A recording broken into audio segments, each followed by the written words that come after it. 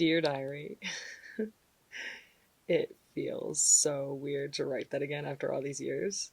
I never thought that I'd be writing in a diary my sophomore year of college, but here we are. Damian said it would help though, and I trust Damian. For context, because I feel like I have to give you context even though you're just sheets of paper. I feel like I have to take you seriously if I want to get anything out of this. Treat you like a friend. A letter I'll never send. I moved into college a week early this semester to help with general move-in. A week in my suite, all on my own, without Damian, one of my suite mates who you'll probably be hearing a lot about, or any of the others to bother me. I don't know. I think I'll like having the run of the place for a week. But Damian's convinced I'll get lonely, so he suggested keeping a journal. Says it helps him a lot. At the very least, it'll take up time, which I am sure I'll have plenty of. It's weird. I even have to move in this early in the first place. I have a training on Wednesday, but I'm not scheduled for any shifts until the other students start getting here.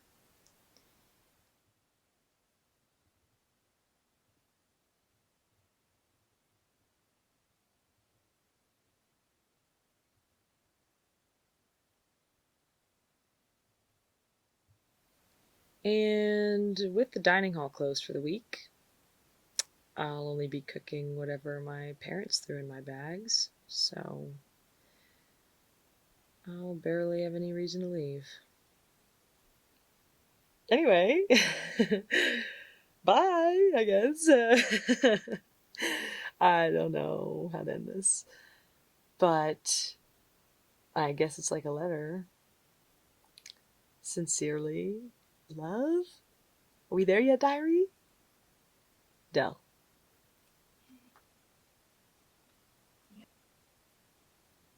Dear diary, second day in the dorms. I was able to get in some good exploring today. The kitchen is really cool, and Damian has warned me not to let its lure pull me in too much. I don't need to come back to a room full of moldy breads and muffins that we never be able to eat our way through, he says, and I am offended that he thinks breads are suitable for a beginning of the semester celebration. Obviously, I would make cookies. Not much other news to report, honestly. Although, the upstairs neighbors are really noisy.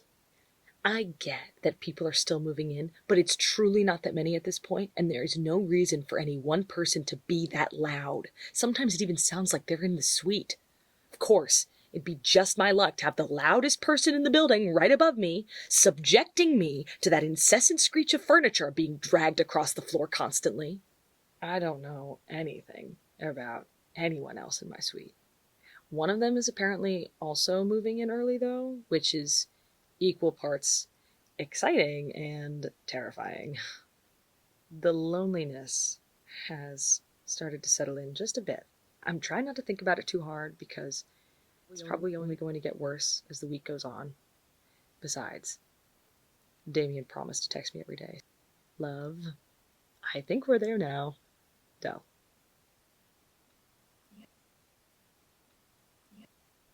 I think my imagination is getting the best of me. The noises from upstairs keep getting louder, and they really sound like they're coming from inside the suite. At this point, it doesn't even sound like moving furniture. Maybe more like scratching? Damian won't stop making fun of my paranoia, but he doesn't know what it's like to be here by myself. It's a little spooky, with all the locked rooms, all on my lonesome. Oh, I forgot the most objectively exciting part of my day. The training! That actually probably doesn't deserve an exclamation point. I just sat in the back the whole time, waiting for it to be over. We basically been told everything in an email already. It just felt like an excuse to get all of our bodies in one room, for everyone to get to know each other. realistically, those who already had friends were able to hang out, make those of us who didn't feel even more lonely. Damian and I really don't have friends here. We latched onto each other pretty quickly at orientation and haven't left each other's side since. It's probably a big part of why we didn't meet anyone else we clicked with, but we never needed to. And I know he'll always be there for me, but it does get depressing, I guess. I wish I didn't feel like I was bothering him all the time, but I really don't have anyone else to talk to. He says it's okay. He doesn't mind. But what if one day he does? Because then what do I do?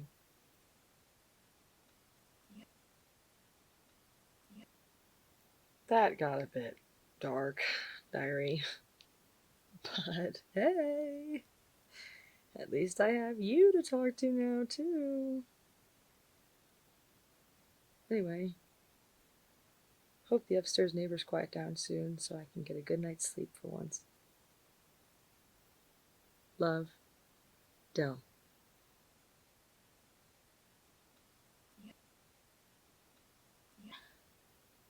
There's no way it isn't coming from the single. Absolutely no way. Diary, something is in there. It's probably just rats, but it's something. I know it. I tried to call my boss, since he works for housing, but he didn't pick up. I don't know who else I could even talk to. Anytime I leave the room, I haven't seen anyone. I know it's early move-in, but you would think I'd have seen someone by now. I wish I could talk to someone about it, without feeling like I'm distracting Damian from packing. Wish I could put in a work order for an infestation of rats or bugs or whatever is crawling around in there and have someone come in and exterminate it along with the blanket of solitude and sadness that's suffocating the suite. I miss Damian. And I miss my parents, although they've made it clear how glad they are to be rid of me. How do I spend another year trying to explain to him why I never have to leave to make a call to my parents or even my friends back home? How do I explain the husk I was before him, the way I could barely leave an indent in my living room couch after sitting in it? If you showed every student in my graduating class my picture and asked them to identify me, they wouldn't be able to answer. I know Damian's going to be here soon. I've had to survive the whole summer through the phone without him there by my side. This should be nothing.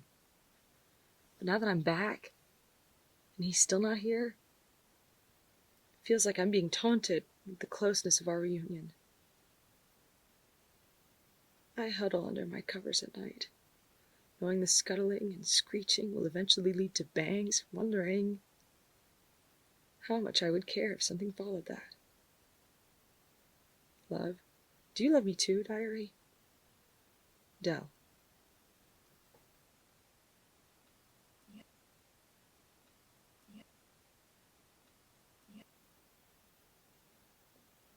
Am I so unlovable that the whole college has conspired against me? What could be the other explanation besides some elaborate front? Putting me up in this ghost dorm next to this creature, keeping me awake every night, lying in wait for who knows what. My suite mate moves in tomorrow, and I don't know how they'll react when they open the door and release whatever lurks inside. Sometimes I sit outside the single with my head resting against the door, feeling the thumping getting louder and closer, and wonder if I was able to open the door, would I find someone inside who could soothe the aches of isolation? I'd let the monster out if it could love me. Damian stopped texting me. Maybe I stopped texting him. It barely matters when I know he's freer and leagues happier than he could ever be with me. I'm sorry for forgetting to address you at the start, diary. Please don't hate me. You're all I have left. Please love me. Del.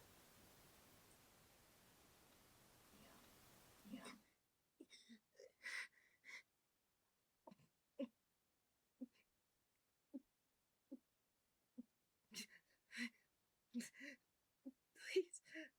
Please. Please.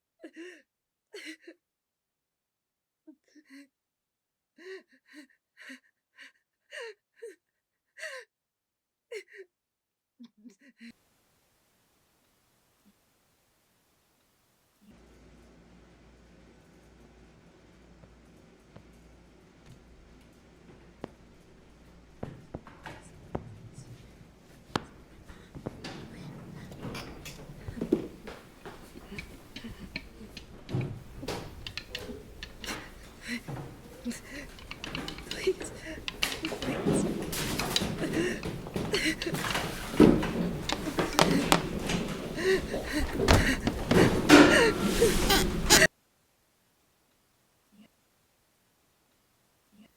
Dear Diary, first day of sophomore year.